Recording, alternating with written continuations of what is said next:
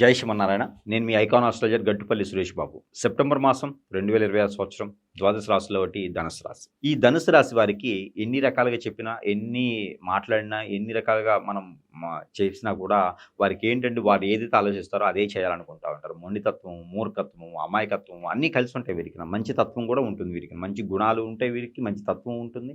ఎదుటివారికి సహాయం చేసే గుణం ఉంటుంది. కాకపోతే వీరేంటంటే మొండి మూర్ఖత్వం. ఎవరి మాట వినరు.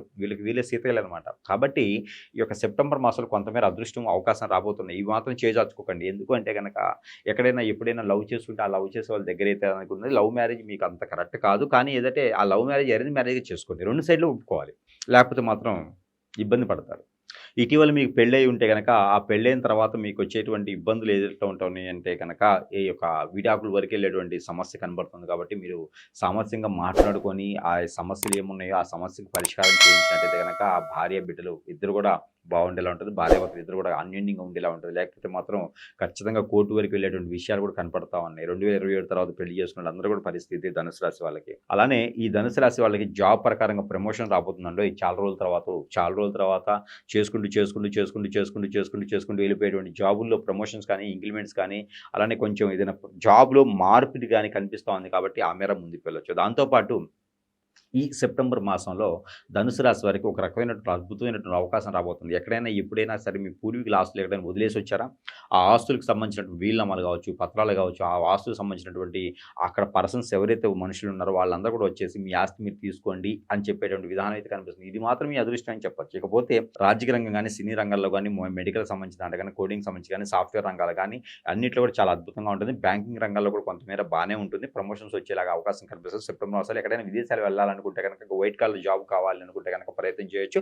ఈ సెప్టెంబర్ 7వ తారీఖు తర్వాత ప్రయత్నం చేస్తే ఖచ్చితంగా అనుకున్నటువంటి సాధించుకునే దానికి ఖచ్చితంగా కనిపిస్తుంది. ఇకపోతే వీరికి ఉన్నటువంటి ఆలోచన ప్రకారంగా, జాతక ప్రకారంగా బాలేదేమో, నక్షత్ర ప్రకారం బాలేదేమో, దశల ప్రకారం బాలేదేమో, నా బతుకింతే, నా జీవితం ఇంతే, నాకు ఇట్లా రాసి పెట్టింది అనుకునేటువంటి ఇది లేదండి. ఎందుకు అంటే కనుక మనకి బాలేదంటే 2 రకాలు. ఒకటి జాతక ప్రకారంగా బాగుండకపోవచ్చు. దానికి సంబంధించిన దానాలు, ధర్మాలు చేస్తే సరిపోతుంది. అలానే రెండోది ఉంటుంది. ఇదేంటి మన మీద తట్టుకోలేక, మన మంచితనం తట్టుకోలేక, మనం బ్రతకడం మనం సరిగా ఉండడం ఇష్టం లేక, ఎదుటివారు ప్రేమతో, అభిమానంతో అని చెప్పి మన పైన కొన్ని రకాల చెడు క్రియలు చేపిస్తుంటారు. ఆ చెడు క్రియలు పోవాలి అనుకుంటే గనక ఖచ్చితంగా మన సమీపంలో ఎక్కడైనా గురువు ఉంటే గనక గురువు సంప్రదిస్తే మన పైన ఎలాంటి చెడు క్రియ జరిగింది, దానికి తగ్గట్టు పరిష్కార మార్గం ఏంటి చూసే విధంగా అయితే ఖచ్చితంగా ఉంటుంది. దాంతోపాటు మనం ముందుకు వెళ్ళొచ్చు. ఎందుకు అంటే గనక ఈ ప్రతి ఒక్కరు కూడా గుర్తుపెట్టుకోవాలండి. జాతక ప్రకారంగా ఏది జరగదు. జాతక ప్రకారంగా ప్రమాదం రాదు. జాతక ప్రకారంగా ప్రాణాలు పోయేలా ఉండదు. కానీ జాతక ప్రకారంగా ఇబ్బంది మాత్రమే పడతాం. కానీ జాతక ప్రకారంగా ఇబ్బంది పడే వాళ్ళందరూ కూడా గ్రహాలకు సంబంధించినటువంటి దాన ధర్మ యజ్ఞ యాగాలు చేస్తే, జపాలు చేస్తే సరిపోతుంది. కానీ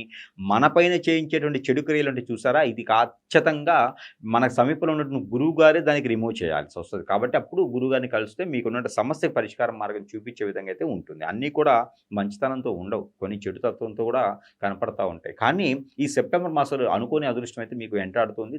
వెతికెతిక ఖాళీగా దొరుకుతుంది. కాబట్టి చాలా జాగ్రత్తగా మెలకువగా ముందుకు అడుగు వేయండి. అందరూ మన అనుకునే కన్నా అందరికీ ఏదైతే అవసరం ఉందో ఆ అవసరాన్ని తీర్చుకునే విధంగా ఉండండి. ఈ సెప్టెంబర్ మాసం ఏదైతే ధనుసు రాశి వాళ్ళు ఉన్నారో కొంచెం జాగ్రత్తగా ఉంటే మంచి పని అవుతుంది. ఎదుటి వాళ్ళతో నమ్మకండి.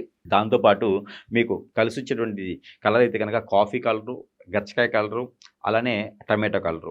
ఈ 3 కూడా ఆరెంజ్ కలరు. ఈ 4 కూడా మీకు అద్భుతంగా ఉంటాయి. రెండోది మీకు నెంబర్ కూడా వచ్చేసి 9, 6, 3. ఈ 3 నెంబర్లు కూడా మీకు అద్భుతంగా ఉంటాయి. ఇక మీకు దక్షిణము, తూర్పు ఈ దిశలు ప్రయాణం కూడా, ఉత్తరం కూడా మీకు ఈ 3 దిక్కులు కూడా ప్రయాణం చాలా అద్భుతంగానే ఉంటుంది. జాబ్ కోసం ప్రయత్నం చేయండి. ఇక దీంతో పాటు మీకు ఏదైనా దగ్గర సమీప దూరంలో మీకు ఏదైనా వెంకటేశ్వర స్వామి గారి గుడి ఉంటే, రాములవారి గుడి ఉంటే గనక అక్కడ అటుకులు, అలానే ఏదన్నా మొరమరాలు, బెల్లము, పుట్నాల పప్పు ఇది నైవేద్యం పెట్టండి. మీకు అనుకూలంగా ఉంటుంది. ప్రతినిత్యం కూడా మీరు స్నానం చేసే నీటిలో పసుపు కానీ, కుంకుమ కానీ, లేకపోతే కనుక పన్నీర్ కానీ, లేకపోతే కనుక కుంకుమ పువ్వు కానీ వేసేసి స్నానం చేస్తే కనుక మీకు అన్ని రకాల సానుకూల పడే వాతావరణం లభ్యపడుతూ ఉంటుంది.